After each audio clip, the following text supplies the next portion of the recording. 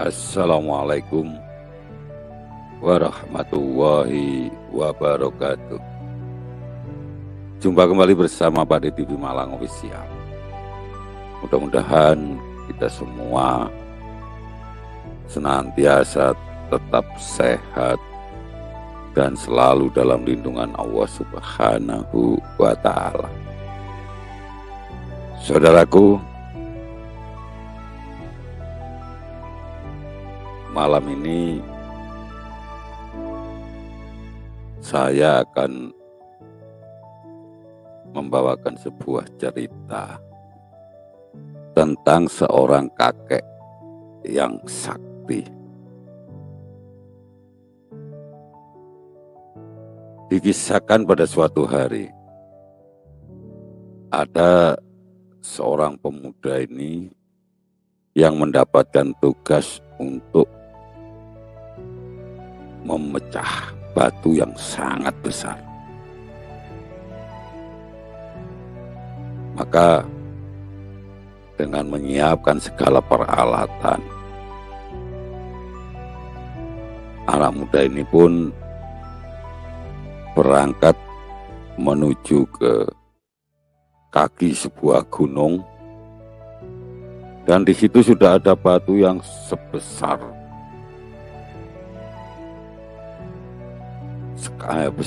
gajah, seperti itu ya. Yang jelas besar sekali batunya. Pemuda ini pun berpikir, saya harus memecahkan batu ini. Tentu saya harus mengerahkan segala tenaga saya.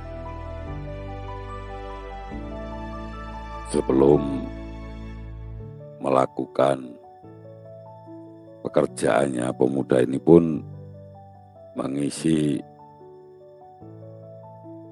energinya dengan memakan bekal yang dibawa dari rumah. Setelah itu, dia mulai memukul.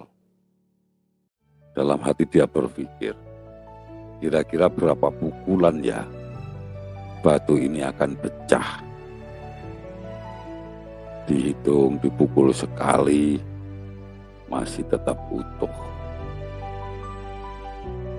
Pemuda ini masih tetap semangat. Dia masih tetap dengan semangat yang membara melakukan pukulan kedua, pukulan ketiga, sampai pukulan keempat, kelima, dan seterusnya. Ketika pada hitungan pukulan yang ke-20, dia sudah mulai lelah. Di samping hammer ataupun palu yang digunakan juga sangat besar, tapi batu yang ada di depannya ini seakan-akan tidak mau pecah. Dari situ semangat pemuda ini mulai menurun. Namun karena dia mendapatkan tugas untuk memecah batu ini, maka diteruskanlah walaupun dengan sisa-sisa semangat, sisa-sisa tenaga yang mulai berkurang. Ketika sampai pada pukulan yang di atas 50, pemuda ini sudah benar-benar kehabisan tenaga. Di hitungan ke-60 dia pun beristirahat. Dia merenung, apa mungkin batu ini bisa saya pecahkan? Sementara saya sudah memukul sekian kali, sudah lebih dari 60 kali pukulan, sementara tenaga saya juga sudah mulai habis. Tapi kalau tidak saya kerjakan, ini adalah sebuah tugas yang harus saya selesaikan. Pemuda ini pun bangkit.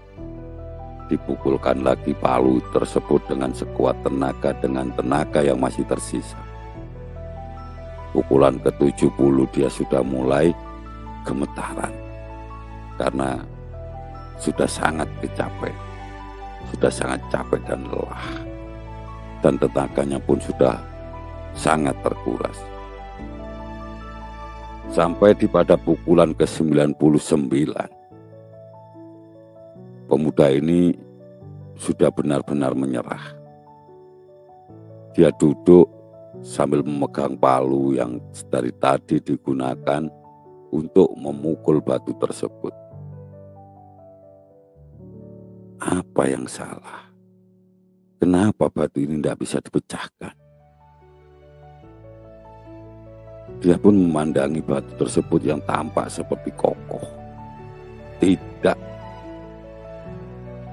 ada luka ataupun tidak ada tanda-tanda batu ini akan menjadi terbelah.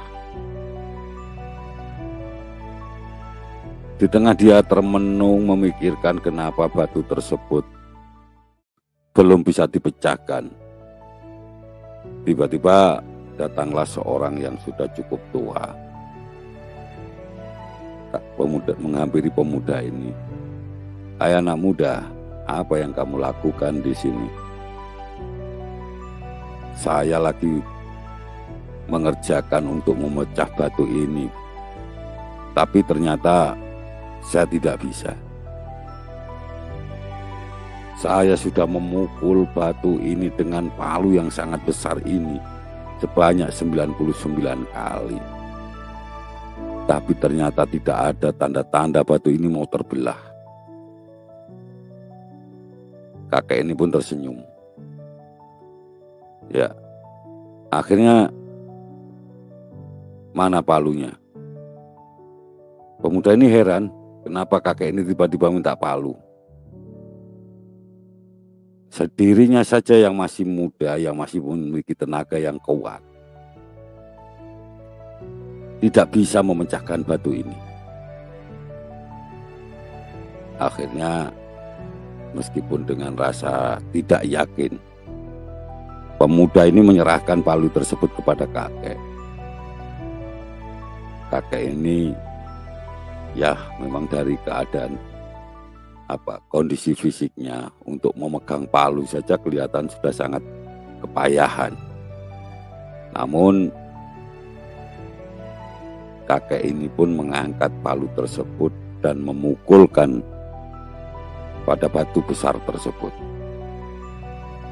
Ternyata hanya dengan sekali pukul, batu ini pun terbelah. Pemuda yang tadi sempat meragukan sang kakek ini pun terpana. Dia memandang takjub dan heran kepada sang kakek. Setelah itu dia pun mendatangi sang kakek ini. "Kek, kenapa batu ini bisa terbelah? Apakah kakek punya ilmu aji-ajian yang sakti? Atau kakek memiliki ilmu-ilmu mistis yang hebat?" Kakek ini tidak menjawab. Tapi dia mengajak pemuda ini duduk di dekat batu tersebut. "Anak muda, segala sesuatu pasti ada titik di mana kita menemukan sebuah keberhasilan. Tadi kamu sudah memukul batu ini berapa kali?" "Sudah 99 kali, Kek."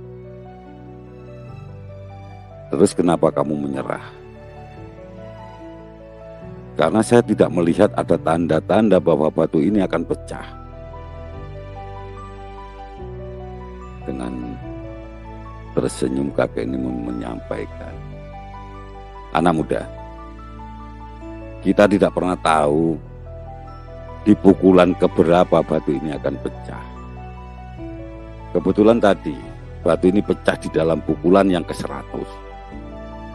Sementara 99 kali kamu yang memukul, tapi kamu menyerah. Maka ketika di pukulan yang ke-100, kebetulan saya yang memukul. Sehingga kayak sepertinya keberhasilan itu adalah dikarenakan saya. Padahal tidak. Keberhasilan ini adalah dari kerja kerasmu selama 99 kali memukul batu ini. Sementara saya hanya menyelesaikan ketika kamu sudah menyerah." Begitu juga dalam kehidupan. Ketika kita berjuang meraih sesuatu, pasti kita akan menemui sebuah tantangan, menemui sebuah rintangan, menemui sebuah persoalan, dan itu harus tetap kita lewati. Ketika kita menyerah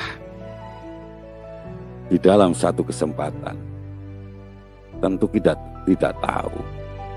Mungkin 1 meter ke depan itu adalah kesuksesan kita. Mungkin 1 hari ke depan itu adalah kesuksesan kita. Mungkin 1 jam ke depan di situ ada kesuksesan kita. Namun ketika kita menyerah dan berhenti, tentu kita tidak akan pernah bertemu dengan kesuksesan tersebut. Untuk itu, teruslah berusaha, teruslah berjuang, jangan pernah menyerah.